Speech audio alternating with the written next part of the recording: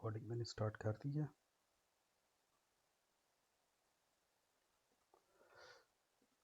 अच्छा, तो हम ये देख रहे थे, आवाज आ रही है आप सबको? कोई एक बंदा कंफर्म कर दे। जी सर। चलें, सही है।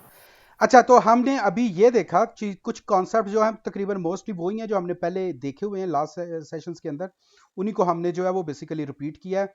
आपने फंक्शंस बनाने कैसे हैं, अगर फर्ज करें, और उनको लूप के अंदर आपने कैलकुलेट जो है ना वो एग्जीक्यूट कैसे करना है। फर्ज करें किसी वजह से आपको कोई चीज़ें अभी सही तरह समझ नहीं आ रही, कोई मसला आ रहा हो, तो आप फिर वो झटका तरीका जो हमारा होता है, जैसे मैं कर रहा हूं बिल्कुल वैसे करते जाएं। Do as I am doing. ठीक है। अगर कॉन्सेप्ट में थोड़ा सा मसला हो रहा हो तो 2-4 दफा आप करेंगे तो आपको चीजें जो है वो खुद समझ आनी जो है वो स्टार्ट हो जाएंगी, अगर कोई मसला आ रहा तो। वैसे तो ये चीजें अभी क्लियर हो जानी चाहिए, लेकिन अगर नहीं भी हो रही तो जैसे मैंने आपको बताया डेफ के साथ इसको आपने स्टार्ट करना है। इनफैक्ट ये आप पूरा का पूरा कोड भी जो है ना वह उधर से गिटहब वाले से डाउनलोड करके तो आप इस्तेमाल कर सकते हैं। सर जी। जी बोले। सर जी, ये लूप में जो आपने रेंज का फंक्शन लगवाया है, ये रिवर्स केस में भी काम कर सकता है? जी बिल्कुल, आप रिवर्स केस में भी इसको लगा सकते हैं। वो कैसे करेंगे वो मैं अभी बताता हूँ आपको। Okay sir.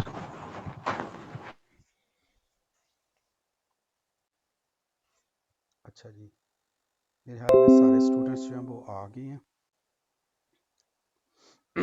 अच्छा, तो हम जो थे वो रेंज के फंक्शंस को देख रहे थे, लूप को देखा पहले हमने। फंक्शन कैसे बनाना है आपने, उसके पैरामीटर्स, लूप क्या होती है, लूप के अंदर आपने उसको डिफाइन कैसे करना है। ये यहाँ का आज के प्रोग्राम, आज की जो क्लास है उसका ये क्रक्स है। ये आपने जेन में रखना है कि फंक्शन डिफाइन कैसे करना है और उसको लूप के अंदर आपने कैलकुलेट कर उसके अंदर उसको एग्जीक्यूट कैसे करना है। अच्छा, अब हम यहाँ पे आते हैं कि हमने अभी यहाँ पे देखा कि ये जो रेंज है, मैं यहाँ पे इसको थोड़ा सा करता हूँ। फॉर लेट्स से कि मेरी वैल, मैं उसको अभी थोड़ा सा मैं वेरिएबल के नाम चेंज कर रहा हूँ। इन रेंज, मैंने कहा ये 0 से लेकर 10 तक जाएगा, और उसके बाद इसको हम प्रिंट कर देते हैं। और जब मैंने इसको एग्जीक्यूट किया तो आप ये देखें कि मेरे पास जो वैल्यू है 0 से लेकर 9 तक आ गई। ये टोटल 10 वैल्यूज है। एक इसके अंदर तीसरा पैरामीटर होता है कि आपका स्टेप इंटरवल क्या होगा। अभी आपने देखा कि 0 के बाद 1 2 3 4 5 है, तो फर्ज करें आप कहते हैं नहीं मैंने 2 का इंटरवल देना है। तो जब आप यहां पे 2 की वैल्यू देंगे तो आप देखेंगे कि अब आपको सिर्फ और सिर्फ जो है ना इवन नंबर जो है वो मिलेंगे। अब आपको सारे नंबर नहीं मिलेंगे। ठीक है। तो इस तरह करके आपको आपका 2 का इंटरवल मिलेगा, 0 मिलेगा, फिर 2, फिर 4, फिर 6 एंड सो ऑन। आप चाहें तो यहां पे 3 दे दें, तो अब आपको यहां पे 3 का इंटरवल जो है वो मिलेगा, 0 3 6 एंड 9। ठीक है। तो ये 0 से स्टार्ट होगा, 10 तक जाएगा और 3 के इंटरवल पे जाएगा। तो स्टार्ट, इसका जो बुनियादी फार्मूला वो ये है, स्टार्ट है, स्टॉप है और इंटरवल है। ये 3 चीजें हैं इसके अंदर जो है ज्यादा इंपॉर्टेंट है। अब आप ये भी कर सकते हैं, ये तो हमने देखा एक सिंपल सादा सा जो केस है, इसको हमने देखा। आप चाहें तो फर्ज करें मैं यहाँ पे इसको कहता हूँ कि अगर फर्ज करें मैंने ये लिखना है 2 से मल्टीप्लाई करना है सबको, तो आप चाहें तो आप बेशक इसको 2 से मल्टीप्लाई कर लें। और यहाँ पे मैंने इसको इंटरवल दिया 1 का, तो मैं इसको अगर 1 का इंटरवल देखता हूँ तो आप देखें कि ये तो ये जिसको हम कहते हैं ना 2 का पहाड़ा, 2 का टेबल, ये बेसिकली वो बन गया आपके पास। 1 से लेकर 10 11 तक जो है ना, 1 से लेकर 10 तक जाएगा, 2 4 6 8 12 एंड अप टू 20 हो गया। तो इस तरह करके जो टेबल्स होते हैं आप वो इसको इस तरह करके बना सकते हैं। ये हमने 1 से स्टार्ट किया और ये 10 तक जाएगा, 11 को इग्नोर करेगा क्योंकि 11 प्रिंट नहीं होगा आपके केस में। और 1 का इंटरवल आएगा, 2 का इंटरवल देंगे तो ये 2 का इंटरवल आ जाएगा, एंड सो ऑन। अब अगर आप, मैं दोबारा रिपीट कर रहा हूँ एफ स्ट्रिंग्स को, जस्ट फॉर द सेक कि आप लोगों की एक दफ़ा दोबारा रिवीजन हो जाए। और मैं यहाँ पे कहता हूँ मेरी वैल्यू को 2 से ज़रब दे दो तुम। तो अब ये देखें, और इसके पहले मैं ये कहता हूँ कि नहीं, इससे पहले तुम वैल को एक दफ़ा पहले भी प्रिंट करो। तो मैं कहता हूँ वैल्यू, ठीक है। और उसके बाद मैं कहता हूँ, अभी फ़र्ज़ करें हम इसको सादा ही रखते हैं। तो ये देखें अब आपके पास क्या आ जाएगा, वैल्यू 1 आ रही है, तो उस केस में आपके पास जो आउटपुट आ रही है वो 2 आ रही है। x3 ये वैल्यू 3 हो तो 6 आ रहा है, एंड सो ऑन। तो अगर हम इसको मज़ीद ज़्यादा ज़रा खूबसूरत करके करना चाहें तो मैं ये कहता हूँ 2x, ये 2 का टेबल मैं बना रहा हूँ तो मैं 2 के साथ इसको कर देता हूँ। ठीक है, वैल्यू के साथ कर रहे हैं, और इसको मैं इक्वल टू का साइंस भी याद दे रहा हूँ। तो अगर हम मैं इसको अब एग्जीक्यूट करता हूँ तो आप ये देखें, ये आपके पास उसका जो टेबल है वो आ गया। ठीक है, मैं एक का इंटरवल देता हूँ इसको, तो आप ये देखें 2 1 the 2 2 2 the 4 and so on, ये आपने उसका टेबल पूरे का पूरा जनरेट कर दिया। आप फर्ज करें आप कहते हैं कि नहीं मैंने 3 का टेबल जनरेट करना, तो उसके लिए फिर आपको यहाँ पे 3 देना पड़ेगा और यहाँ पे भी आपको 3 देना पड़ेगा। एंटर करें तो अब ये देखें, अब आपके पास ये 3 का टेबल आ गया। तो आप ये चाहें, आप थोड़ा सा इधर अट्रैक्टिव करना चाहें तो आप कहते हैं टेबल ऑफ, और ये कहते हैं कि नहीं मुझे 3 का टेबल चाहिए, तो आप एक वेरिएबल बना लें और जहाँ पे ये 3 लिखा आ रहा है इसके ऊपर एक ब्रैकेट दें और यहाँ पे लिख दें टेबल ऑफ, और यहाँ पे आप जहाँ पे ये 3 आ रहा है इसकी जगह आप टेबल ऑफ जो है वो लिख दें, एंड सो ऑन। तो अब आपके पास जो है वो 3 का टेबल जो है वो दोबारा जनरेट हो जाएगा। ये देखिए ये 3 का टेबल है, लेकिन अगर आप यहाँ पे आगे ऊपर 5 करते हैं तो आपके पास जो टेबल जनरेट होगा वो 5 का टेबल जनरेट हो जाएगा। That's how you mix values and variables. ठीक है, ये एक बहुत ज़्यादा इंपॉर्टेंट एक्सरसाइज है जब आप अपना काम कर रहे हो। ये इनफैक्ट जो कंप्यूटर साइंस वाले स्टूडेंट हैं उनको रिमेंबर होगा कि जब उन्होंने स्टार्ट में प्रोग्रामिंग वगैरह लर्न की होगी तो हम ये टेबल वाली एक्सरसाइज उन्होंने क्लास के अंदर की होंगी, चाहे वो C++ में की हैं या पाइथन में की हैं या जावास्क्रिप्ट में की हैं, it really doesn't matter. The most important thing is to understand the concept कि आपने लूप लगाई या लूप के अंदर आपने सेम वैल्यूज को एग्जीक्यूट किया। अब अच्छा, ये अब जब आप ब्रैकेट यूज कर रहे हैं ना, जैसे ये वाली करली ब्रेसेस है, तो इसके अंदर आपने वेरिएबल डायरेक्ट देने हैं, इसके अंदर आपने दोबारा वो करली ब्रेसेस नहीं लगानी। ठीक है, और जहां पे वैल्यू को सिर्फ प्रिंट करना है वहां पे आप जो है इस तरह करके उसका करली ब्रेसेस देंगे और वैल्यू की वैल्यू लिख देंगे इस तरह।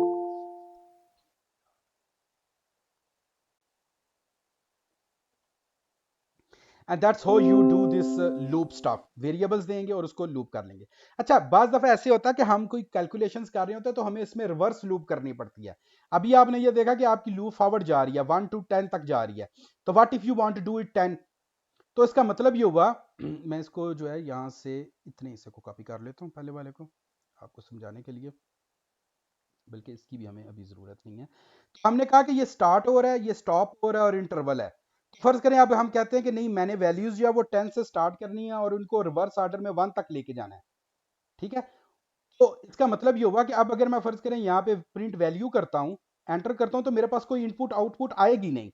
उसकी वजह यह है कि 10 के बाद 10 से लेकर 1 तक तो मैं स्टार्ट तो उसको 10 से कर रहा हूँ और मैं साथ में उसको कह रहा हूँ कि एक वैल्यू इसके अंदर इंक्रीज करो, इंटरवल दो, तो 10 के बाद अगली वैल्यू तो 11 होती है, लेकिन इसने तो स्टॉप करना है 1 के ऊपर से आके, तो इसका मतलब यह है कि स्टार्ट ही नहीं हुआ, ये तो शुरू में स्टॉप हो गया।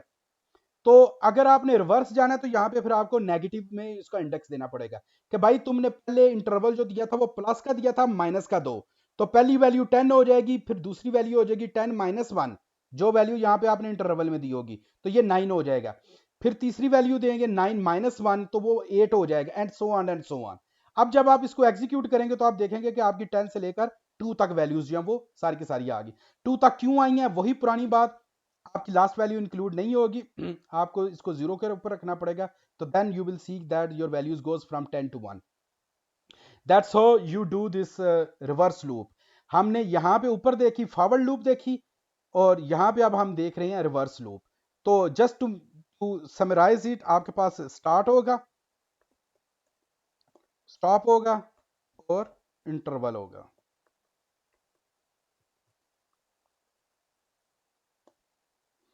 ठीक है, इंटरवल अगर आपने नेगेटिव होगा, इफ नेगेटिव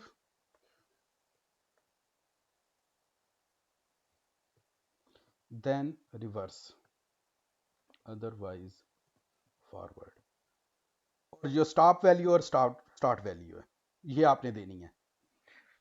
तो इस तरह करके आप अपनी लूप को फॉरवर्ड में भी चला सकते हैं, रिवर्स में भी चला सकते हैं, और उसके अंदर आपने किसी किस्म के कोई ऑपरेशंस करने हैं, कोई फंक्शन कॉल करना है, तो वो आप लूप के अंदर जो है फंक्शन भी इजीली कॉल कर सकते हैं। अच्छा, ये तो हमारे पास आ गया, इसका प्रोसीजर आ गया। हमने ऊपर जो है ये हेल्प वाला फंक्शन भी देखा, मैं इसको थोड़ा सा ज़रा दोबारा रिपीट कर देता हूँ क्योंकि ये एक इंतहाई इंपॉर्टेंट कॉन्सेप्ट है जब आप इधर काम कर रहे हैं। अच्छा, अगर आपने हेल्प लेनी हो ना, एक तो तरीकाकार ये है कि आप रेंज के साथ जो है ना इस तरह करके क्वेश्चन मार्क देंगे या जो भी आपका फंक्शन है, जैसे हमने प्रोबेबली लास्ट टाइम लेंथ का फंक्शन जो किया था, अगर आपके पास कोई अरे है तो उसकी आपने लेंथ निकालनी है तो आप इस तरह करके उसकी लेंथ निकाल सकते हैं लेंथ के फंक्शन के साथ। तो ये जब आप लूप को देखते हैं तो ये आपको जब आप उसके ऊपर हेल्प का फंक्शन कैलकुलेट करते लगाते हैं या हेल्प इसकी देखते हैं तो आपको पता चलता है कि जी सबसे पहले इसके ऊपर लिखा हुआ है सिग्नेचर। सिग्नेचर से मुराद ये है कि आपने इसको यूज कैसे करना है। तो वो कह रहा है कि आपने सबसे पहले लेंथ लिखना है और उसके बाद ब्रैकेट के अंदर जिस ऑब्जेक्ट की आपने लेंथ निकालनी है आपने वो देना है। और डॉग स्ट्रिंग से मुराद ये है कि जो पहली लाइन पे स्ट्रिंग होती है वो आपकी उसने रिटर्न करनी है। तो आपके केस में वो बता, और इसके अंदर लिखा होता है कि ये फंक्शन करता क्या है। बेसिकली वन लाइनर है इसका, return the number of items in a container. तो आपके केस में जो कंटेनर है वो बेसिकली एक अरे है, तो वो अरे की जो टोटल नंबर ऑफ वैल्यूज हैं वो आपको बताता है, और साथ में ये भी बता रहा है कि ये बिल्ट इन फंक्शन है। अब आपके केस में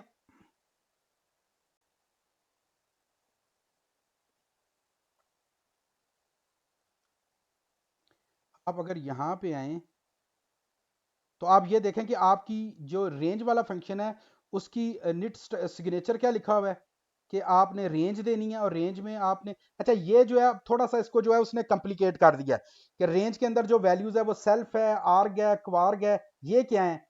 अगर ऐसा लिखा हुआ है तो अभी के लिए आप इसको भूल जाएं। ये अब जब हम अगर हम कर रहे हुए ऑब्जेक्ट ओरिएंटेड और डाटा हैंडलिंग अगर जब हम डिटेल में कर रहे हुए तो आर्ग और क्वार्ग तो मैं प्रोबेबली आपको वहां पे बता दूंगा, लेकिन मुझे नहीं पता कि हम ऑब्जेक्ट ओरिएंटेड प्रोग्रामिंग कर रहे होंगे कि नहीं। अभी मेरे जहन में नहीं है कि मैं आपको करवाऊंगा वो, क्योंकि वो बहुत ज़्यादा टाइम ले जाएगी। अगर हमने किया तो फिर मैं आपको वो सेल्फ का जो कॉन्सेप्ट है वो भी वहां पे एक्सप्लेन कर दूंगा। बट फॉर फॉर नो, आपने जब इस तरह की चीज़ देखे तो आपने हमेशा कोशिश करनी है कि आप डॉग स्ट्रिंग के ऊपर फोकस करें। ये आपको बताएगी कि ये डॉक्यूमेंटेशन है क्या है इसकी। आपने रेंज लिखना है, और रेंज लिखना है, एक इसकी वेरिएशन है कि आप सिर्फ स्टॉप वैल्यूज लिखते हैं। मतलब मैं लिख देता हूं रेंज 10, तो इसका मतलब यह है कि ये 0 से लेकर 10 तक ऑटोमेटिकली जाएगा। या फिर आप कह सकते हैं स्टार्ट और स्टॉप देना है आपने, ठीक है, जैसे कि हमने यहां पे लिखा है ये वाला। और इसके अंदर फर्ज करें आप ये कहते हैं फॉर आइटम इन रेंज 10, ये जो मैं अभी आपको बता रहा था कि आप खाली ये वाली वैल्यू भी दे सकते हैं। और जब आप इसको एग्जीक्यूट करेंगे तो आपने ये देखा, ये उसने 10 वैल्यूज जो है निकाल दी हैं 0 से 9 तक। आपने कोई स्टार्ट और जो ना इंटरवल स्पेसिफाई नहीं किया। अगर आपने इंटरवल स्पेसिफाई नहीं किया तो वो खुद उसको 1 के तौर पे ले लेगा डिफॉल्ट वैल्यू, और अगर आपने स्टार्ट स्पेसिफाई नहीं किया तो वो फिर 0 के साथ उसको स्टार्ट कर देगा, जैसे कि उसने यहाँ पे किया।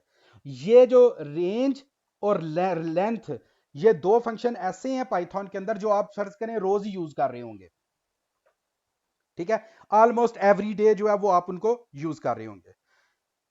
कोई भी आपने ऑपरेशन करना है, आपने लूप लगानी है, आपके पास फर्ज करें कंपेन आ गई है आपके पास, या आपके पास ये गूगल सर्च के रिजल्ट के जो पेजेस आ गए हैं फर्ज करें, तो जो ये पेजेस आए हैं आपने ये 10 पेजेस निकालने हैं, तो आपने 10 का लफ्ज आ गया या 5 का लफ्ज आ गया, कुछ भी ऐसी चीज आ गई है तो आपको फिर वो रेंज निकालनी पड़ेगी। या आप ये कह सकते हैं कि गूगल के फर्स्ट पेज के ऊपर कितनी ज्यादा हमारे पास स्पॉन्सर्ड लिंक्स आ रहे हैं, तो वो जो कितनी ज्यादा, कितनी से मुराद है लेंथ ऑफ स्पॉन्सर्ड लिंक्स, तो वो लेंथ निकालने के लिए आपको लेंथ का फंक्शन जो है ये यूज करना पड़ेगा। तो ये दो इंपॉर्टेंट फंक्शंस हैं, आप इसको जो है ना अपने तौर पे जरा इसको थोड़ा सा मजीद एक्सप्लोर करें। मसलन आप ये कह सकते हैं माई, भी इसका नाम दे दें my variable is equal to, या बल्कि थोड़ा सा मीनिंगफुल दे देते हैं website CTR is equal to 2.2.3 1.7 और 9.2, कुछ इस तरह करके मेरे पास जो है मेरी वेबसाइट्स के CTRs आ रहे हैं। ये वेरिएबल है मेरे पास। मैं कहता हूं कि मुझे ये बताओ कि इसकी लेंथ बताओ मुझे, तो आपने बताना है वेबसाइट CTR। जब मैं एंटर करता हूं तो मुझे बता रहा है कि ये टोटल इसके अंदर जो कंटेंट है वो 3 है, ठीक है। या आपने फर्ज करें, अब मैं एक और कर देता हूं 6.7 का, ठीक है। तो आप जब इसको एंटर करेंगे तो आपको पता चलता है कि आपकी जो टोटल कंटेंट है, टोटल वेबसाइट CTR के अंदर वैल्यूज हैं वो कितनी है, 4 है, ठीक है। या आप कहते हैं कि मेरे पास अरे है, अरे ऑफ यूट्यूब वीडियोस, और मैं ब्रैकेट में कह देता हूं इसका वीडियो 1, वीडियो 2, वीडियो 3, ठीक। फर्ज करें ये मेरे पास 3 वीडियोस हैं जो मेरे यूट्यूब चैनल के ऊपर हैं। अगर फॉर एग्जांपल मैं आपको एग्जांपल दे रहा हूं, तो अगर आप आपके पास आपको नहीं पता कितनी है, तो आप अगर इसकी लेंथ पता करना चाहते हैं तो आप कहते हैं रे आप YouTube वीडियोस एंटर करेंगे तो ये आपको उसकी लेंथ कैलकुलेट करके बता देगा। अब जो बड़े YouTube चैनल्स हैं, या आप कहते हैं YouTube की वीडियो के ऊपर आपके जो कमेंट आ रहे हैं वो कितने आ रहे हैं, अब आप खुद को उसको कमेंट्स को तो नहीं कैलकुलेट करने बैठ जाएंगे। तो उस सूरत में हम क्या करते हैं, हम उसकी लेंथ निकाल लेते हैं, हमें पता चल जाता है कि इसकी टोटल लेंथ कितनी, किसी एक वीडियो के ऊपर कितने यूट्यूब के कमेंट्स आ गए हैं। या एक बड़ी मजे की एग्जांपल आपको बता देता हूँ, ये भी आप बहुत ज्यादा हम डिजिटल मार्केटिंग के अंदर यूज करते हैं, वो है साइट मैप। अगर फर्ज करें आपने किसी वेबसाइट का साइट मैप रीड किया है, अब आपको नहीं पता चल रहा कि इसके अंदर कितने यूआरएल्स हैं, तो अगर आपने इन यूआरएल्स की लेंथ निकालनी है और ये यूआरएल किसी अरे के अंदर है, तो आप सिंपली यहाँ पे क्या लफ्ज यूज करेंगे, लेंथ ऑफ यूआरएल। ठीक है, तो अब यूआरएल के अंदर आपकी यूआरएल की अरेज आ जाएंगी। ठीक है, और उस यूआरएल की अरे होगी तो वो बता देगी कि इस वेबसाइट के ऊपर 10 यूआरएल्स हैं, दूसरी वेबसाइट के ऊपर 15 URL, and so on and so on. ये यूआरएल की लेंथ, हम यूआरएल्स हम फाइंड आउट कैसे करते हैं साइट मैप से, उसके लिए भी तरीकाकार होते हैं। मतलब जैसे आप में से कुछ लोगों को पता हो, मैं आपको यहाँ से बता देता हूँ। जैसे आप मेरे इसके ऊपर जाएं, सर्फ विंग्स की वेबसाइट पे जाएंगे इसके ऊपर, तो ये पाई साइट मैप के ऊपर अगर जाए ना, तो ये मेरा पाइथन का पैकेज है, इसको जिस बंदे ने इंस्टॉल किया हुआ है वो ऑटोमेटिकली जो है किसी भी वेबसाइट के जितने भी यूआरएल्स होते हैं उसके साइट मैप से उसकी पूरी की पूरी डिटेल जो है वो आपको एक्सट्रैक्ट करके दे देगा। अब यहाँ पे अगर जाएंगे तो आपको यहाँ पे इसकी एग्जांपल्स वगैरह भी जो है ये मिल जाएंगे। ये मैं सिर्फ आपको एज ए साइड नोट जो है वो मैं बता रहा हूँ। ठीक है, तो ये मैंने उसका तरीका लिखा हुआ है। जैसे आपने सिंपल और ये 3 लाइनें एग्जीक्यूट करनी है, और ये 3 लाइनें एग्जीक्यूट करने के बाद आपके पास पूरी वेबसाइट का साइट मैप जो है वो पाइथन के अंदर आ जाता है। तो that's the advantage of using, जो है ना, आपने इस तरह के फंक्शंस को यूज करना होता है आपने, कि जी साइट मैप, फर्ज करें आपका यूआरएल्स होंगे साइट मैप, और आप यहाँ पे उसकी वेबसाइट दे देंगे।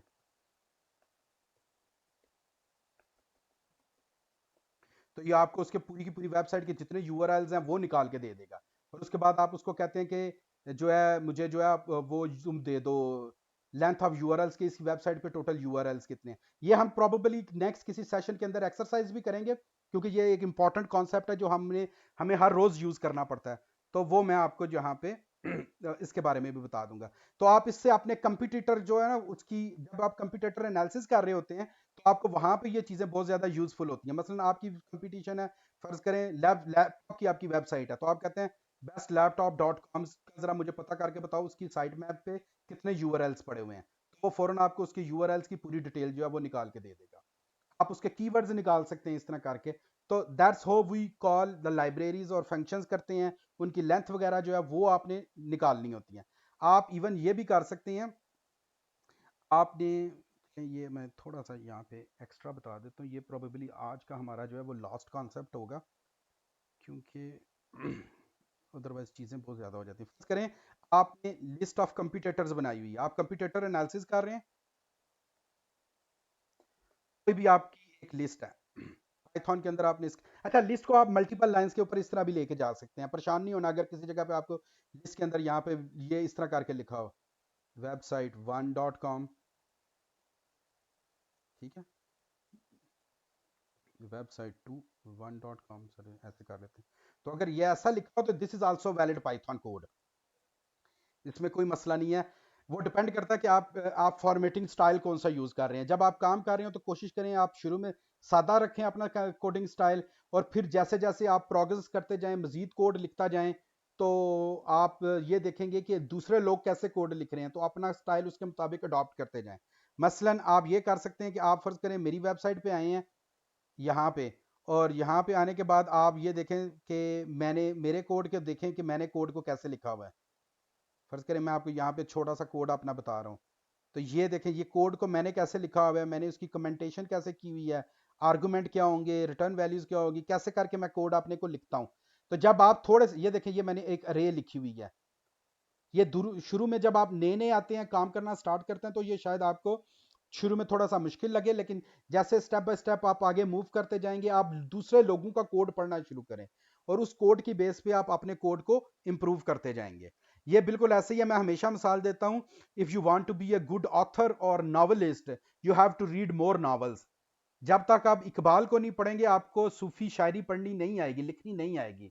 ठीक है, इंतजार हुसैन को नहीं पढ़ेंगे आपको, या शेक्सपियर को नहीं पढ़ेंगे आपको नावल लिखने नहीं आएंगे। तो वो डिपेंड करता है कि, और इसीलिए हम कहते हैं कि अच्छी वेबसाइट्स, अच्छे कोड को आप पढ़ें, और कोड आपको हमेशा गिटहब के ऊपर मिल जाएगा, और इतना मिलेगा जितनी आपकी सोच है। बेशुमार कोड आपको यहाँ पे मिल जाएगा। आप आए इस वेबसाइट के ऊपर आए, या मेरा ये वाला कोड देख ले, कोई भी कोड देखे, मेरा कोड देखे, किसी का भी कोई कोड देखे। नॉर्मली जो वेबसाइट है जिनके स्टार्स और फोर्क्स ज्यादा होते हैं, 100, 50, 200, 1000, 2000, 5000 हो, उनके कोड को देखें, तो आपको कोड लिखना कैसे है वो लर्न करना भी आ जाएगा। अच्छा, ये जो था ये तो हमारे पास आ गया आज का ये वाला पोर्शन। मैंने आपको ये बताना था कि आपके पास फर्ज करें अगर लिस्ट ऑफ कंपिटिटर्स आ रहे हैं, हम ऐसा करते हैं, हम ले ही लेते हैं। फर्ज करें हम आते हैं, मैं कैसे करता हूं मैं आपको अपना तरीकाकार बता देता हूँ। फर्ज करें मैंने लिखा हुआ है best static web hosting for free, ये मेरा कीवर्ड है।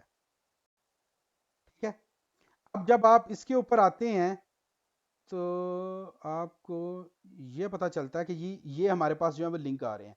नॉर्मली तो ये काम जो है ये हम कर रहे होते हैं इसके साथ पाइथन की एपीआई के साथ कर लेते हैं, लेकिन अभी फॉर द टाइम बिंग मैं इसको कॉपी करता हूँ।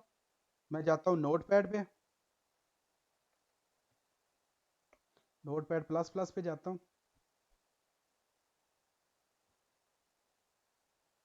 तो ये देखिए, ये मेरे पास जो है मैंने उन सारे जितने भी थे उनको कॉपी पेस्ट कर दिया यहाँ पे। उसके बाद मैं नोटपैड प्लस प्लस, अगर आपने ये इंस्टॉल नहीं किया हो तो ये सॉफ्टवेयर आप इंस्टॉल कर लें। ये नोटपैड के मुकाबले में इंतहाई पावरफुल सॉफ्टवेयर है, इसको यूज़ करें। आप लाइन ऑपरेशंस में जाता हूँ मैं, और मैं सॉर्ट कर देता हूँ इनको लेक्सिकोग्राफिकली असेंडिंग में कर देता हूँ। जब आप इस असेंडिंग में करेंगे तो आप ये देखेंगे जैसे ही आप नीचे आए तो आपके पास जितने भी आपके कंपिटिटर्स थे ये सारे के सारे निकल आए हैं।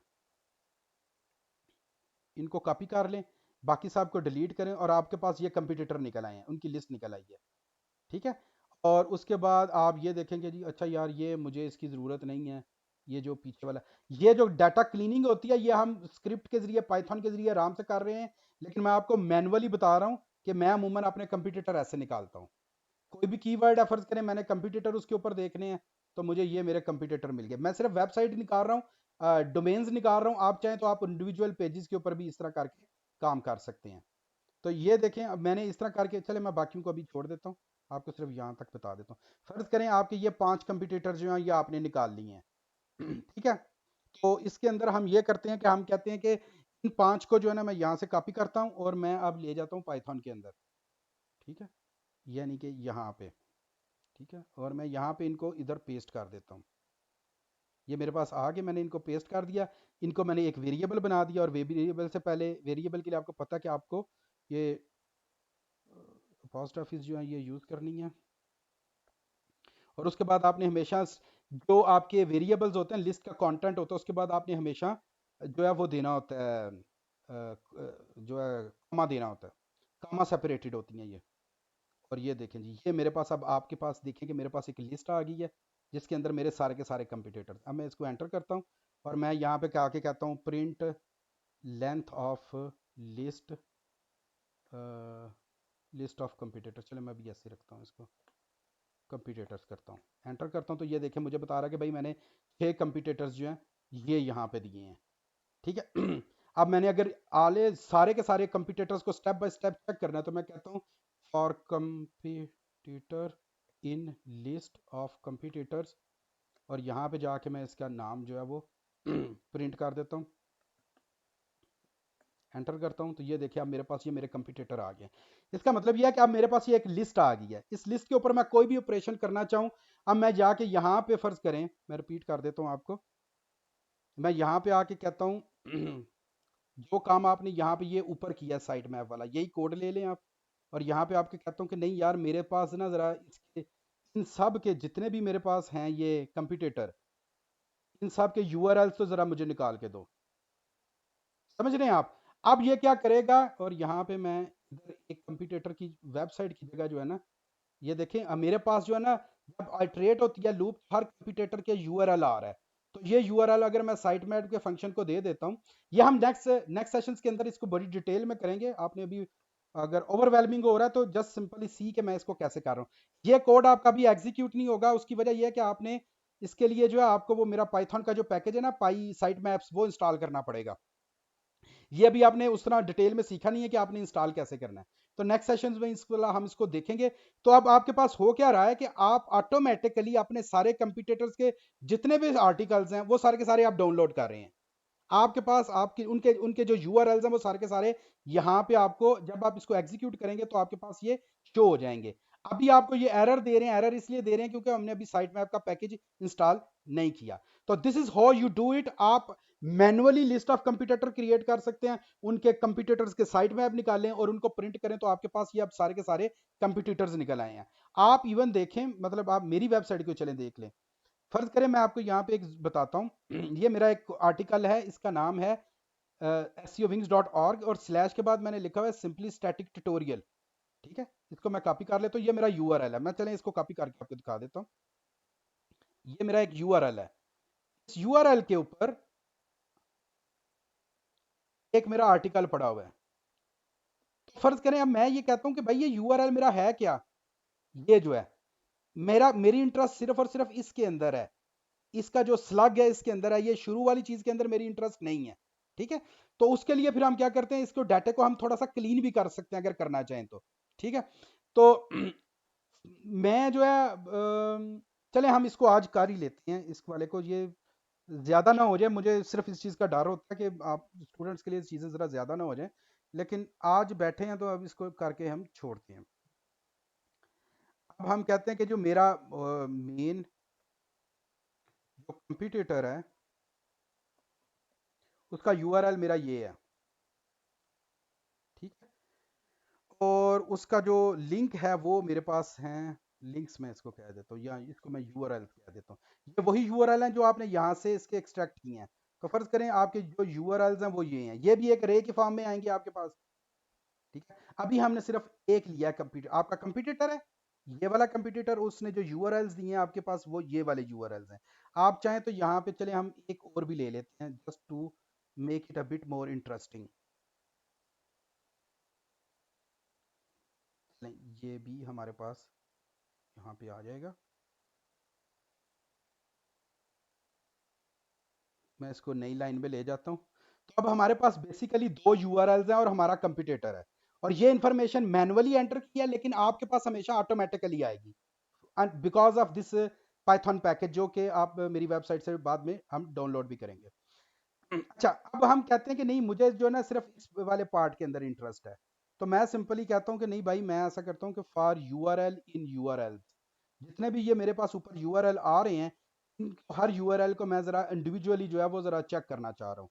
तो आप सिंपली ये टाइप करेंगे, एंटर का बटन दबाएंगे, तो उसने क्या किया, उन यूआरएल को प्रिंट किया। लेकिन मैं साथ में इसको कहता हूँ पाइथन का एक फंक्शन है, इसको हम बोलते हैं रिप्लेस।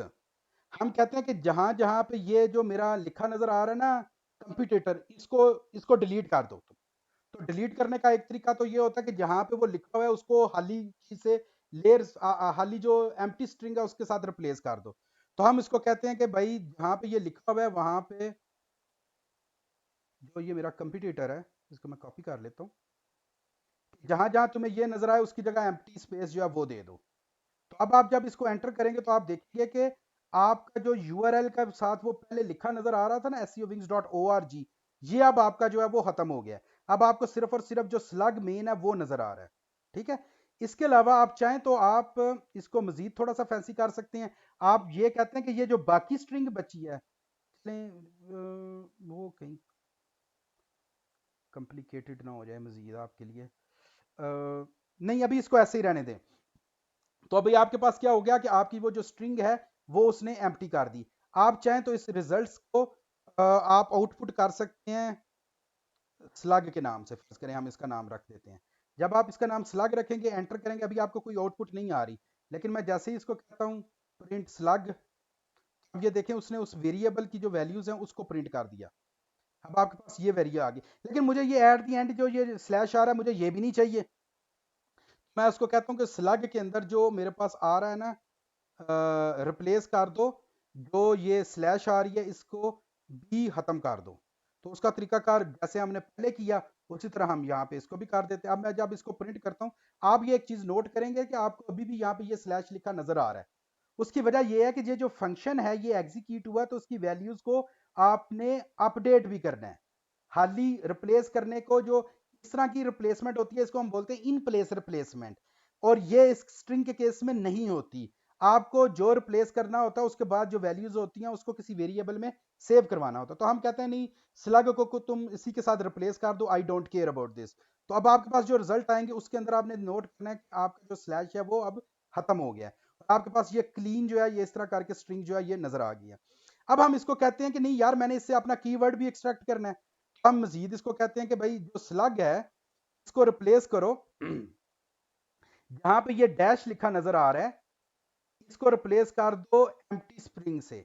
ऊपर हम किसी चीज से भी स्प्रिंग से रिप्लेस नहीं कर रहे थे, लेकिन यहाँ पे एक स्पेस के साथ इसको रिप्लेस कर रहे हैं, और जो वैल्यू आ रही है उसको कीवर्ड के वेरिएबल में सेव कर दो।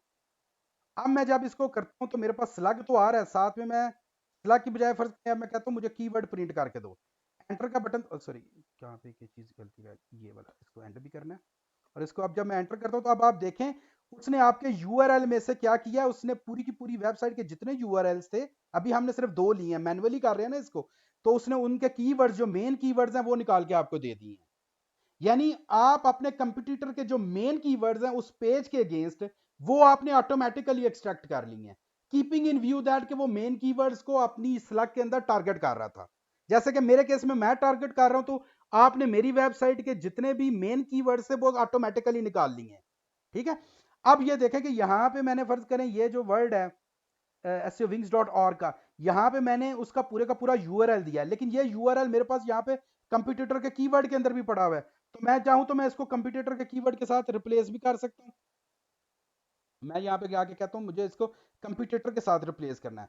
दैट मीन्स जो मेरे यूआरएल के अंदर जहाँ पे कंप्यूटर वाला वेरिएबल की वैल्यू लिखी हुई है उसको तुम डिलीट कर दो, उसको किसी भी चीज़ से रिप्लेस नहीं करना, बस उसको खत्म कर दो। एंड नो, अगर मैं एंट्री एग्जीक्यूट करता हूँ तो अब आप देखेंगे कहाँ पे एक मसला आ गया, क्या मसला आया यहाँ पे।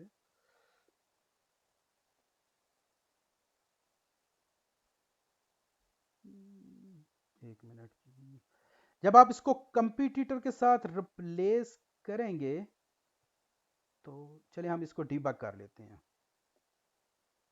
मैंने आपको बताया था जब आप डीबग कर रहे हो या कोई भी चीज़ आप एग्जीक्यूट नहीं करना चाहते तो आप सिंपली क्या करेंगे, उसके सामने जो है वो पाउंड का साइन जो है वो यूज़ कर लेंगे। अब हम फर्ज करते हैं कि ये हमारा जो स्लग था, हम उसको देखते हैं कि भाई हमारा स्लग क्या था।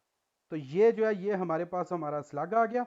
अब इस स्लग के ऊपर, हाँ ये हमने एक छोटी सी गलती की, गलती तो नहीं है कि मतलब हमारा जो प्रोसीजर था वो थोड़ा सा डिफरेंट था। अब इसने किया क्या है, इसने किया ये है कि HTTPS के साथ इसको रिप्लेस नहीं किया।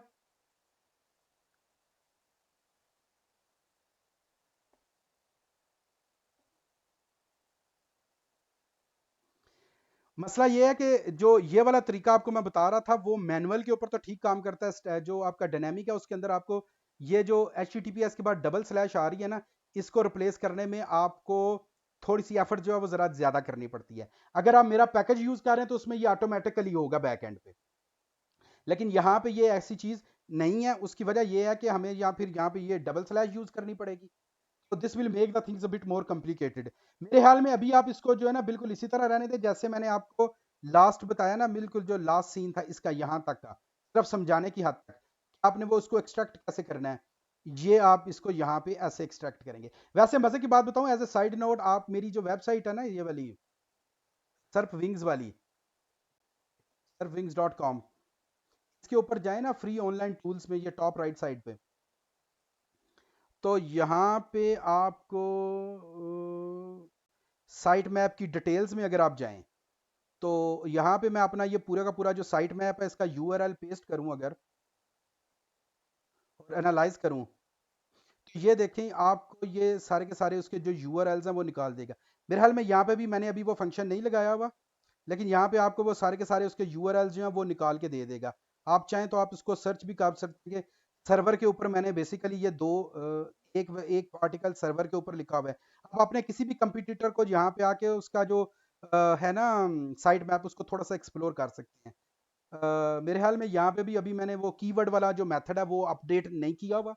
तो बेसिकली आप अपडेट करने से होता ये होगा ये कि आप ऑटोमेटिकली अपनी वेबसाइट के जो है ना कीवर्ड्स वगैरह अपने कंपटीटर के जो है वो आराम से निकाल लेंगे। जैसे कि आपको आपने यहाँ पे देखा, हमने सिंपल जो है वो यूआरएल्स लिए, उनको रिप्लेस किया और एट द एंड हमारे पास जो है वो कीवर्ड्स आ गए। तो नेक्स्ट सेशन में या जब हम डाटा को एक्सट्रैक्ट कर रहे होंगे, वहां पे फिर हम इसको कंप्लीटली डायनामिकली करेंगे with the help of this site map package. उसको इंस्टॉल करेंगे और अगर आप लोगों में से किसी को पाइथन आती है और वो उसको पहले ट्राई करना चाहें तो आप चाहें तो मेरी वेबसाइट पे जाएं, इधर ना सर्फ विंग्स पे, सॉरी गिटहब के ऊपर जाएं, तो यहाँ पे आपको ये पाई साइट मैप का जो पैकेज है ये पूरा मिल जाएगा।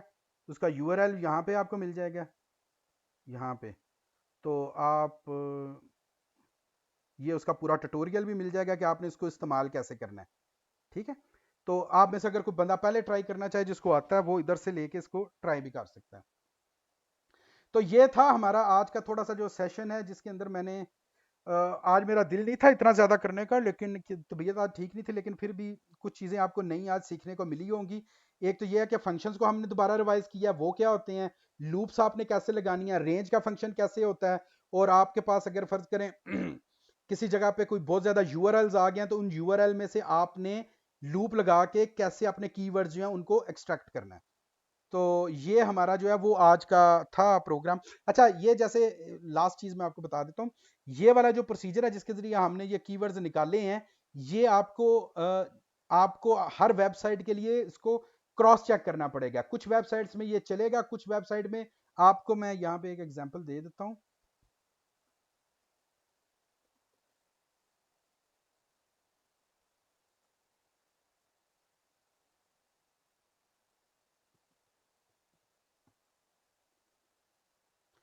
जैसे ये एक वेबसाइट है, ये एक जर्मन कंसल्टेंट है, उसकी वेबसाइट है।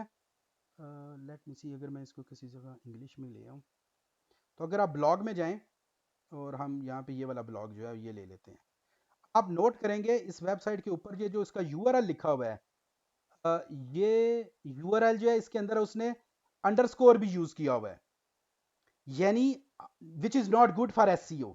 एससीओ के लिए हम अच्छे एससीओ के लिए हमेशा क्या यूज करते हैं, ये डैश यूज करते हैं। लेकिन आप बाज वेबसाइट्स में देखेंगे वहां पे डैश की बजाय अंडरस्कोर लिखा होगा। तो अगर अंडरस्कोर लिखा होगा तो फिर आपने रिप्लेस के अंदर यहाँ पे जाके उसको अंडरस्कोर के साथ रिप्लेस करना है। अगर डैश लिखा हो तो फिर डैश के साथ इसको करना है। तो एज द केस में भी आपका जो कंपिटिटर जो है वो किस किस्म का स्लग स्ट्रक्चर यूज कर रहा है, उसके मुताबिक आपको अपने कोड को भी चेंज करना पड़ेगा, ताकि आपके पास जो इमेजिन करें आपके पास 10 वेबसाइट्स हैं, 10 वेबसाइट के 10 साइट मैप्स आ गए हैं आपके पास। उन 10 साइट मैप्स में हर साइट मैप के ऊपर आपके पास फर्ज करें 50 जो है वो आर्टिकल्स पड़े हुए हैं। तो ये 500 आर्टिकल के ऊपर जाके आपने 500 मेन कीवर्ड उनके ऑटोमेटिकली एक्सट्रैक्ट कर लिए with the help of single one Python script. तो ये आपका इनिशियल एनालिसिस है जो कि हमने जो है ना थोड़ी सी मजीद डिटेल में ना हम यहाँ पे जाके, यहाँ पे किसी जगह ये डाटा मंजिंग का जो पार्ट है ना, ये वाला डाटा रिफाइनमेंट, इसके अंदर हमने इसको थोड़ी ज्यादा डिटेल के अंदर जाके देखना है, करना है कि आपने मतलब रिफाइन कैसे करना है, अपने डाटा को क्लीन अप कैसे करना है, और ये हम ऑटोमेटिकली करेंगे। अभी तो मैंने आपको यहाँ पे नोटपैड प्लस प्लस में भी कुछ चीजें बताई हैं, तो ये वाली जो अप्रोच होगी हम इसको बेसिकली यूज कर रहे होंगे। तो ये हमारा था आज का lecture. There is no black and white के जी यही स्क्रिप्ट आपका चलेगा।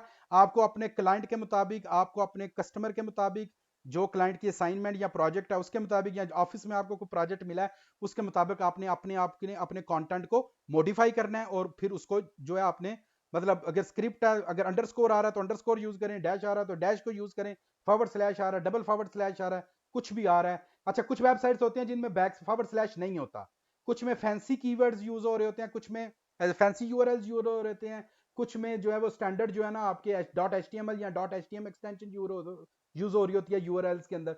तो इस तरह करके काफी ज्यादा चीजें होती हैं, सारे पैरामीटर्स को आपने देखना है और फिर आपने कीवर्ड जो है वो एक्सट्रैक्ट करने हैं। फॉर द टाइम बिंग जो है हम अभी इसको यहीं पे क्लोज करेंगे, और जब हमारा डाटा मंजिंग का डाटा क्लीनिंग का कॉन्सेप्ट आएंगे तो वहां पे हम इसको मजीद डिटेल में देखेंगे। अभी आप लोगों के अगर कोई क्वेश्चंस वगैरह हैं तो काइंडली वो मेरे से पूछ लें, I will try to answer them as much as possible. और आज के लिए जो लेक्चर था वो इतना ही है। अभी मेरे ख्याल में हमारे पास 10 मिनट 15-20 मिनट हैं, तो that would be more than enough for the lecture, for the question answers. जी, किसी का क्वेश्चन है तो स्टार्ट करें प्लीज।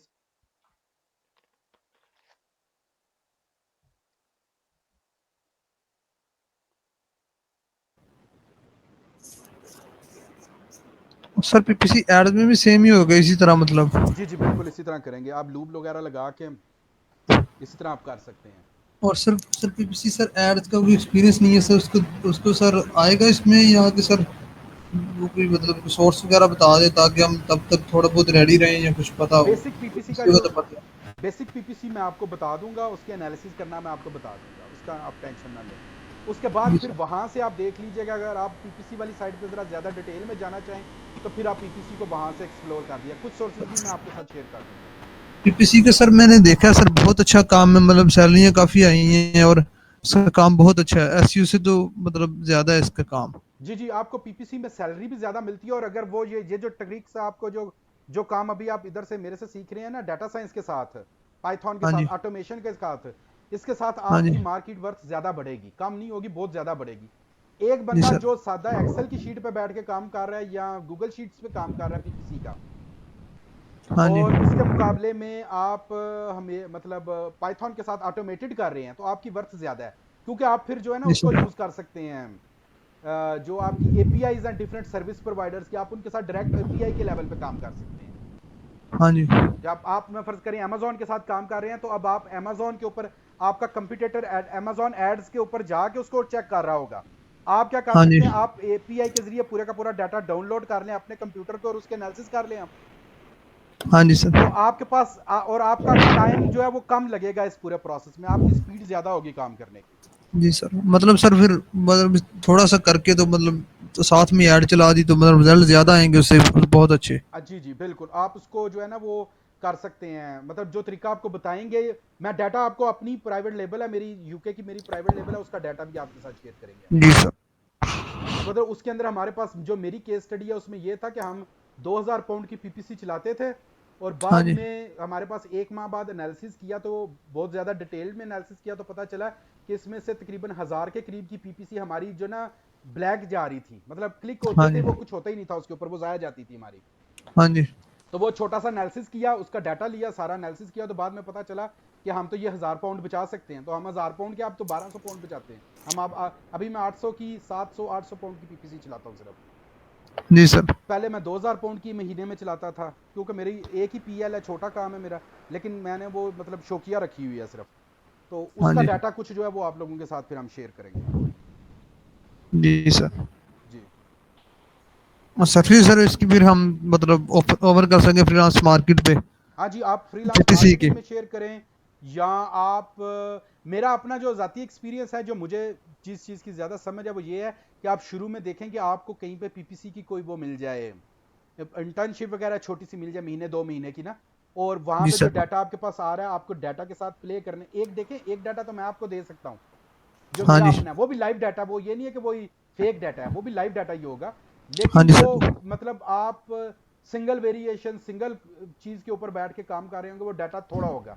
जब आप हाँ जी। इंटर्नशिप कर रहे होते हैं तो आपके पास बाज दफा 5 पीएल पे आप काम कर रहे हैं प्राइवेट लेवल पे, या अगर अमेजोन का डाटा, तो अगर किसी और हाँ जी। कंपेन फेसबुक से आ रहा है डाटा, या आपके पास गूगल से डाटा आ रहा है, या शॉपिफाई से डाटा आ रहा है, कंपेन्स का डाटा आ रहा है, आपके कहीं से भी जी। आ रहा है, तो आपके पास डाटा की जो हम इसको बोलते हैं मल्टी सोर्स डाटा, आपके हाँ जी डाटा के सर। सोर्सेज बड़े बढ़ जाते हैं, आपकी लर्निंग बढ़ जाती है जी सर। फिर और सर मल्टीपल जब पाइथन। मार्केट का डाटा डिफरेंट होता है, जैसे जर्मन मार्केट का डाटा डिफरेंट है, यूके की मार्केट का डाटा डिफरेंट है, तो उनका यानी कीवर्ड के एनालिसिस के पॉइंट ऑफ व्यू से ना, तो वो आपको फिर जो है उसको मतलब दोनों को फिर आप सेपरेटली डिफरेंट तरीके से देख सकते हैं, आपका एक्सपीरियंस थोड़ा सा बढ़ जाएगा ना, एक दो पीएल या जी पीपीसी सर। कैंपेन्स पे आप काम कर लें किसी के साथ, फिर आप धड़ल्ले से जाके मार्केट में अपनी सर्विसेज दें, ये मेरी रिकमेंडेशन होगी, डायरेक्ट ना जाए मार्केट में अपनी सर्विसेज देने, पहले किसी के साथ ना कोई एक या दो जो पीपीसी के कंपेन्स हैं या प्रोजेक्ट्स हैं, महीना 2 महीने उसके ऊपर आप काम कर लें।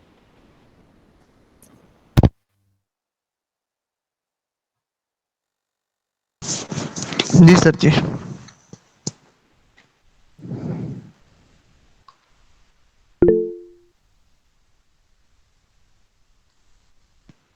जी बिल्कुल हसन लतीफ़, आप बिल्कुल 100% सही पहुंचे हैं। ये कीवर्ड्स निकालने का एक तरीका ये है, जब आप अपनी वेबसाइट के ऊपर Ahref को इंस्टॉल करते हैं या आप उसको बताते हैं, तो वो आपकी वेबसाइट से भी कीवर्ड्स जो हैं वो निकालते हैं। ठीक है, कीवर्ड्स का डाटा इसी तरह पॉपुलेट होता है। ये तो मेन कीवर्ड है ना, इसके अलावा हमारे पास लॉन्ग टेल कीवर्ड्स होते हैं, कीवर्ड्स के बड़े डाटा है। लेकिन सर वो जब हम मतलब एचएफ वगैरह से सैमरेज देखते हैं सर जी, वो तो हमारी एक साइड के हमें लाखों की बता देता है, तो और साथ में बताता है कि यहाँ पे रैंक कर रहा है। तो सर मतलब ये सेम टू सेम देखता है मतलब सेम मेथड यूज करता है वो भी? वो बड़ा आसान है काम, जो आपका जो Ahref कर रहा होता है ना, वो अगर आपने खुद मैनुअली करना है, of course it's almost extremely difficult और take too much resources to do it manually. लेकिन वो कर हाँ जी। ये रहा होता है, सिंपली कर क्या ये रहा होता है कि आपने फर्ज करें, आपको इसका पता है, एक बात बता देता हूँ आपको।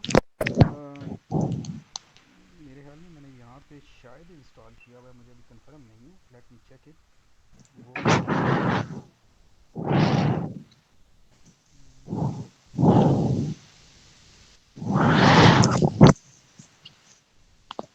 स्क्रीमिंग फ्रॉग का तो नहीं सर जी आप कह रहे हैं? नहीं नहीं, स्क्रीमिंग फ्रॉग और चीज़ है, मैं आपको बता देता हूँ। आप उसको भी यूज़ कर सकते हैं, लेकिन वो और चीज़ है। आपने जी करना सर जी। ये है कि मतलब जैसे SEO क्वैक है, हाँ जी सर जी। तो आप SEO क्वैक के ऊपर जाते हैं ना, मैंने इसके ऊपर हेल्प ट्यूटोरियल भी लिखा हुआ है। ये आपको सारे के सारे कीवर्ड्स निकाल के दे देता है। सर जी वो कैसे? मैं देखता हूँ, अगर मैंने यहाँ पे अभी असल में मेरे पास शायद यहाँ पे इंस्टॉल नहीं है। यहाँ से आपको मैं देखता हूँ, अगर ये मुझे यहाँ पे बता दे। आप ये यहाँ पे जाएंगे ना, डायग्नोसिस पे जाएं, हाँ जी सर जी। तो यहाँ पे आपको ये मिलता है डेंसिटी का एक फंक्शन, डायग्नोसिस के साथ आ गया डेंसिटी का। तो यहाँ पे आपको हाँ जी सारे के सारे सर जी। कीवर्ड्स जो हैं ये मिल जाएंगे मोस्टली। ये कीवर्ड डेंसिटी जी पे, ये सर। आपको देखिए उसने साथ में कीवर्ड्स भी निकाल के दिखाए हैं। ये सारे के सारे नहीं हाँ निकालेगा, जी। लेकिन आप इस तरह की ना बहुत ज्यादा एक्सटेंशन है क्रोम की जो आपको कीवर्ड्स निकाल के दे देती हैं। हम भी इनको निकालेंगे पाइथन के जरिए, डोंट डोंट जी वरी सर जी। About this. आप उसके जरिए भी निकाल जी सकते सर हैं, जी। आजकल तो लोग चैट जीपीटी के जरिए भी निकाल लेते हैं।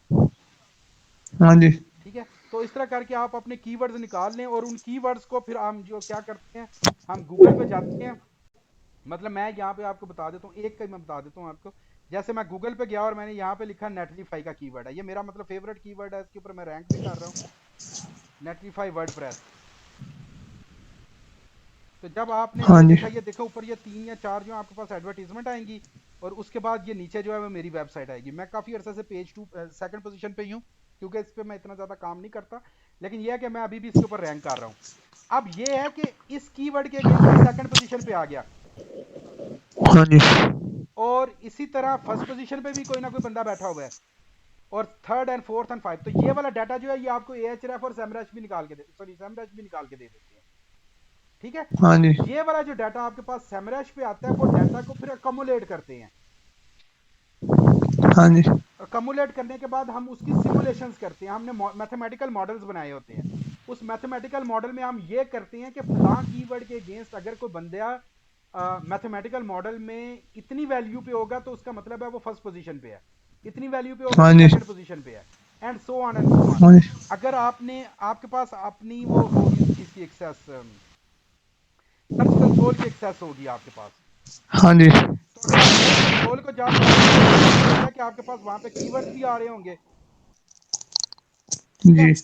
कीवर्ड्स के अगेंस्ट जो है वो आपके इंप्रेशंस भी आ रहे होंगे, और हाँ इंप्रेशंस के जी। अलावा वहां पे आपका CTR भी आ रहा होगा, और CTR के अलावा वहां पे आपकी पोजीशन भी आ रही होगी, जो रैंक है आपका। जी ठीक है, सर जी। फर्स्ट पेज के ऊपर ना, मेन के ऊपर जो आ रही होती हैं। अब ये वाला सारे का सारा डाटा आप अगर सर्च कंसोल से डाउनलोड कर लें, तो इसका मतलब हाँ जी। ये है कि अगर आप सेकंड पोजीशन पे, कुछ कीवर्ड्स पे आप फर्स्ट पोजीशन पे आ रहे हैं, कुछ पे आप सेकंड पे हाँ आ जी। रहे हैं, तो सेकंड वाले के पास 50% ट्रैफिक होती है। सॉरी, हाँ जी। फर्स्ट वाले के पास 50% ट्रैफिक है। तो इसका मतलब यह है कि अगर आप फर्स्ट पे आ रहे हैं और आपके पास जो है वो टोटल 10 क्लिक्स आ रही हैं, तो इसका हाँ मतलब जी। यह है कि 50% क्लिक्स तो आपके पास आई हैं। तो जो आपसे हाँ नीचे जी। बैठा हुआ है सेकंड पोजीशन पे, उसके पास फर्ज करें 25% क्लिक्स आ रही हैं, तो इसका मतलब है अगर आपके पास 10 में से 10 आ रही हैं, तो उसके पास 5 आ रही होंगी। हाँ जी। और उससे नीचे जो बैठा हुआ है उसके पास जो है वो 2 आ रही होंगी clicks and so on and so on. तो हम इस तरह करके जी सर। मॉडलिंग करके ये निकालते हैं कि इस कीवर्ड के अगेंस्ट नीचे वालों के पास कितनी क्लिक्स आ रही हैं। ठीक है, तो ये हमारे पास, और क्लिक से हमें पता ये चलता है कि ये बंदा फलां वेबसाइट 1 जो है, फर्ज करें यहां पे मैं देखता हूं, तो अगर इसके पास 10 क्लिक्स आ रही थी तो नीचे वाले के पास 5 आ रही हैं, उससे नीचे वाले के पास जो है वो फर्ज करें 2 आ रही हैं, और उससे नीचे वाले के पास फर्ज करें 1 आ रही है। तो हम इस हाँ तरह जी। करके एक टेबल बना लेते हैं जिसमें हमें पता लगता है कि किसके पास कितनी क्लिक्स आ रही हैं, कितने इंप्रेशंस आ रहे हैं, कितनी क्लिक्स आ रही हैं। अब हाँ जी सर। एक चीज हम ये भी करते हैं कि इसके ऊपर अगर आप देखें ना, तो ये देखिए, ये इसका ये जो है एडवर्टीजमेंट चल रही है, तो जो इसकी एडवर्टीजमेंट की वैल्यू है, इसकी कोई ना कोई सीपीसी वैल्यू है, कॉस्ट पर क्लिक है, वो फर्ज करें 2 यूरो है। जर्मनी में बैठे हैं तो हमारे पास फर्ज करें ये 2 यूरो लेता है एक क्लिक के। ठीक है, तो ये अगर 2 यूरो ले रहा है पहली पोजीशन के ऊपर आने के, तो इसका मतलब है कि इसके पास इसकी जो टोटल वैल्यू आ रही है ट्रैफिक की, वो 2 टाइम्स 10 आ रही है, 2 यूरो टाइम्स 10 आ रही है, जितनी भी सीपीसी की वैल्यू होगी इसकी। इस तरह करके हम निकालते हैं। तो जो नीचे वाला बैठा हुआ है उसके पास जो है वो 2 टाइम्स 5 की ट्रैफिक आ रही है। हम ये बताते हैं कि इसके पास ट्रैफिक आ कितने की रही है, वो आया रियलिस्टिक है या नहीं, दैट्स अनदर स्टोरी। यही वजह है कि आपको कभी भी रियलिस्टिक टूल्स, ये जो टूल्स हैं, ये रियलिस्टिक वैल्यूज नहीं देते, ये एस्टिमेट्स होते हैं। आपने डिसीजन हमेशा उनके ऊपर नहीं बैठ के करना, ये एस्टिमेशंस हैं। यही काम आप भी कर रहे होंगे, जब ये कोर्स आप एंड कर लेंगे तो ये सारी चीजें डायरेक्टली या इनडायरेक्टली आप अपने हाथ से कर चुके होंगे। सीपीसी का डाटा ले लेते हैं, सर्च कंसोल का डाटा लेते हैं, तो हम उसको मिक्स कर लेते हैं। मैंने अभी यहाँ पे जो है ना उनको इंक्लूड नहीं किया एक्सरसाइजेस को। तो उन एक्सरसाइजेस में एक एक्सरसाइज ये भी है कि आपने अपनी वेबसाइट की एस्टिमेशन कैसे करनी है इन वैल्यूज की, वो जो है फिर आप करते हैं इससे। टोटल जो आपके पास आ रहे होते हैं गूगल सर्च कंसोल के ऊपर क्लिक्स कितने आ रहे हैं, और आपके कंप्यूटर के पास जो है वो मतलब इसका सीपीसी की वैल्यू कितनी है। आपने नोट किया होगा जंप यकदम आपकी वेबसाइट पे ना वैल्यू के अंदर जंप बाज दफा बहुत ज्यादा आ जाती है कि जी आपकी वेबसाइट की वैल्यू जो है वो ट्रैफिक की वैल्यू कम हो गई है। उसकी वजह ये होती है कि आपके पास जो सीपीसी की वैल्यू है ये डायनेमिक होती है। अगर आपकी सीजनल कीवर्ड्स हैं तो उसमें हो सकता है गर्मियों में उसकी जो है वैल्यू ज्यादा हो, एक्सपेंसिव हो सीपीसी, और सर्दियों में वो सस्ती हो जाए। ठीक है, तो सर इस तरह केडी से भी सेम टू सेम वर्क करती है? केडी जो है वो भी आप उसके अंदर हम ये भी देखते हैं कि इस कीवर्ड के अगेंस्ट कितनी आप किस जगह पे बैठे हुए हैं। क्योंकि जब आप केडी निकालते हैं तो आप ये नहीं देखते कि आप खुद रैंक कर भी रहे हैं या नहीं रैंक कर रहे। वहां पे हम सिर्फ ये देख रहे होते हैं कि वो जो वेबसाइट है वो कितनी ट्रैफिक लेके जा रही है, और अगर तो वो हाई अथॉरिटी वेबसाइट्स है, यानी कि जो पुरानी वेबसाइट्स हैं, डोमेन की एज कितनी है, उसने आर्टिकल कितने पब्लिश किए हुए हैं, एंड सो ऑन, और उसको कितने बैकलिंक्स वगैरह मिल रहे हैं, ये सारा का सारा डाटा लेके उनको मिक्स करके हम उसकी भी हम सिमुलेशन करते हैं, और बाद में एक वैल्यू निकालते हैं जिससे हमें ये पता लग चलता है कि इस कीवर्ड की डिफिकल्टी कितनी है। यानी अगर ज्यादा बड़ी वेबसाइट्स हैं, फोरम्स नहीं आ रहे उसके ऊपर, ठीक है, और हाई अथॉरिटी वेबसाइट्स आ रही हैं, ठीक है, तो वहां पे जो है हम जो है फिर समझते हैं कि यहाँ पे हमारी जो डिफिकल्टी है वो जरा ज्यादा है। और अथॉरिटी के लिए भी हम इसी तरह का प्रोसीजर यूज करते हैं, वो हम ग्राफिक के रैंक्स जो होते हैं वो हम बेसिकली वहां पे यूज कर रहे होते हैं। जैसे ग्राफ बना लेते हैं और ग्राफ्स के फिर हम वहां से जो है वो रैंक्स निकालते हैं। पता नहीं आप लोगों ने कभी ग्राफ्स देखे हैं ऐसे कि नहीं देखे, मैं आपको यहाँ से एक दिखा देता हूँ। ये मेरा ट्विटर का अकाउंट है, यहाँ पे मैंने हाल में किसी वक्त मैंने पोस्ट किया था एक। आप जाए ना ट्विटर पे, ये मेरा ट्विटर का अकाउंट है एसईओ विंग्स का।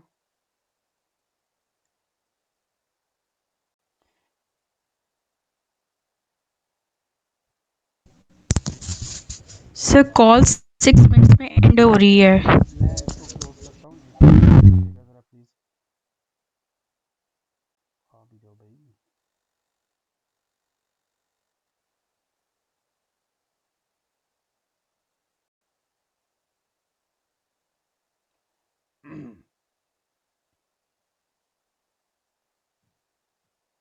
मेरे में काफ़ी ज़्यादा चीज़ें पैरेलली चल रही हैं जिसकी वजह से ये स्लो हुआ है।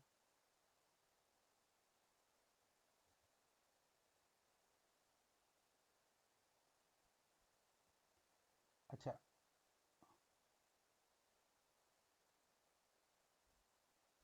ये एक ना मैंने बहुत पुराना जो है वो रिजल्ट जो है वो काफ़ी अर्सा पहले ना ये एक पोस्ट की थी इसके ऊपर ना ट्विटर पे, साल 2 साल हो गए हैं इस बात को। ये मेरे ना एमबीए के थीसिस की एक डायग्राम है जो मैंने एमबीए में काम किया था, डाटा साइंस पे और डिजिटल मार्केटिंग पे। तो ये जो है वो Google search engine result page जैसे आपको भी मैंने बताया है, तो उसके अंदर फिर जो है हम देखते हैं कि किसी को बेसिकली कितनी ज़्यादा जो है वो उसकी जो जिसको हम आपको भी मैं बता रहा था अथॉरिटी का। तो ये जितनी भी वेबसाइटें हैं, फर्ज करें ये जो ग्राफ आपको नजर आ रहा है ये सारी की सारी वेबसाइटें हैं, ये जो नोड्स नजर आ रही हैं आपको, ठीक है। और इन नोड्स को आपस में ये लिंक कर रही हैं किसी ना किसी पेज के साथ। तो इस तरह करके हम ना बैक एंड पे ना ग्राफ के जो है ना एल्गोरिदम्स बनाते हैं, ठीक है। उसके ऊपर एनएलपी के एनालिसिस करते हैं, नेचुरल लैंग्वेज प्रोसेसिंग के, जैसे आप कीवर्ड्स वगैरह एक्सट्रैक्ट करते हैं। तो वहां से हमें पता चलता है कि फलां कीवर्ड जो है वो उसके ऊपर एक पेज ऊपर क्यों रैंक कर रहा है और नीचे क्यों रैंक कर रहा है। ये जरा कॉम्प्लिकेटेड होते हैं। इसका जो है ना ये हमारा लास्ट सेशन होंगे ना जो इस कोर्स के, उसके अंदर हम ये वाले ग्राफ्स करेंगे एनएलपी के, नेचुरल लैंग्वेज प्रोसेसिंग के। ये भी सारा का सारा काम पाइथन के अंदर किया जाता है, ठीक है। तो ये वाले काम जो हैं आप इनको भी देखेंगे। ग्राफ, इस तरह के ग्राफ होते हैं, ग्राफ के अंदर आप वायरल नोड्स लेते हैं। ट्विटर के अंदर आप अगर वायरल होना चाहते हैं तो उसके अंदर भी हम ऐसे ही ग्राफ्स यूज करते हैं, ये वायरल नोड्स निकालते हैं और इनको कहते हैं कि भाई हमारा कोड जो है, हमारी जो ट्वीट है उसको रीट्वीट कर दे। वो रीट्वीट करते हैं तो वायरल हो जाती है। ये वायरल को, ट्वीट्स को वायरल करना, यूट्यूब की वीडियोस को वायरल करना या कुछ तरह का जितना भी काम होता है उसमें हम इस तरह के ग्राफ्स का एनालिसिस करके उनको यूज कर रहे होते हैं। तो ये है हमारा। इसके अलावा किसी और का कोई क्वेश्चन है?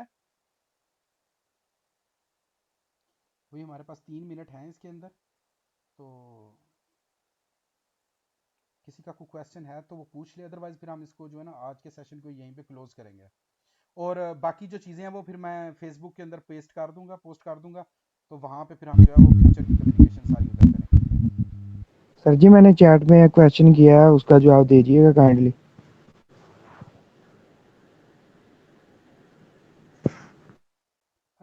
ये आपने क्वेश्चन क्या किया नाजा, आप जरा रिपीट कर दीजिएगा, मुझे अभी तक समझ नहीं आया।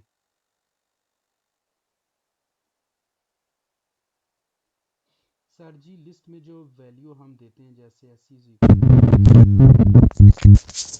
सर मेरा क्वेश्चन नहीं है, ये किसी और ने किया है। मैं तो ये बताया कि मेरा मतलब अपना कोई क्वेश्चन नहीं, मैं आपको उनका क्वेश्चन। नोट्स भी अपडेट कर दीजिएगा, नोट्स मैं आज ही अपडेट कर दूंगा। कोशिश करूंगा वीडियो भी हो जाए, लेकिन नोट्स ये वाली जो नोटबुक फाइल है ये आज ही अपडेट हो जाएगी।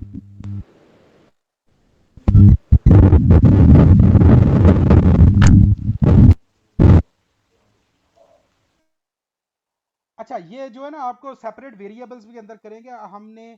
आपने आज मुझे याद करवा दिया, ये मेरे जहन से भी निकल गया था। हमने म्यूटेबल और इम्यूटेबल के कॉन्सेप्ट्स को अभी तक डिस्कस नहीं किया यहाँ पे, कि कौन सी वैल्यूज़ को आप ऑन प्लेस जो है वो चेंज कर सकते हैं कि नहीं कर सकते। ये राना नुमान का क्वेश्चन था। ये हम जो है वो नेक्स्ट सेशन के अंदर इन चीज़ों को भी ना डिटेल में कर लेंगे। ये म्यूटेबल, इम्यूटेबल और डिक्शनरीज के अंदर जो है ना टपल्स वगैरह जो है ना हमने उनको अभी तक नहीं किया, तो that I will we will do it in the next session. ये वाली एक चीज़ हमारी रहेगी या पाइथन की ना, बेसिक पाइथन के अंदर। Okay sir. जी जी, thank you very much for the reminder, क्योंकि ये मैं मेरे हमें पहले भी कह रहा था कि करेंगे करेंगे, लेकिन अभी तक इसको किया नहीं है हमने।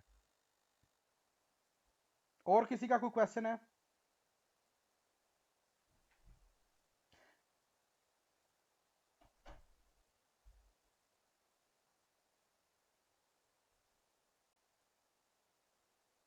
अगर नहीं है क्वेश्चन तो फिर हम यहाँ पे इस सेशन को अभी जो है वो क्लोज करते हैं। और नेक्स्ट सेशन के अंदर जो है ना फिर हम उसकी जितनी भी कम्युनिकेशन अभी आज के बाद जितनी भी होगी वो सारी की सारी फेसबुक के ऊपर होगी। अगर किसी के पास फेसबुक में नहीं है तो काइंडली फेसबुक का ग्रुप जो है वो ज्वाइन कर लें। मोस्ट प्रॉब्लली हम व्हाट्सएप वाले ग्रुप को जो है वो क्लोज कर देंगे। ये आप में से जो बाद में आए उनको शायद ना पता हो, तो हम उसको क्लोज करेंगे और सारी कम्युनिकेशन हम जो है वो उसके ऊपर फेसबुक पे रखेंगे।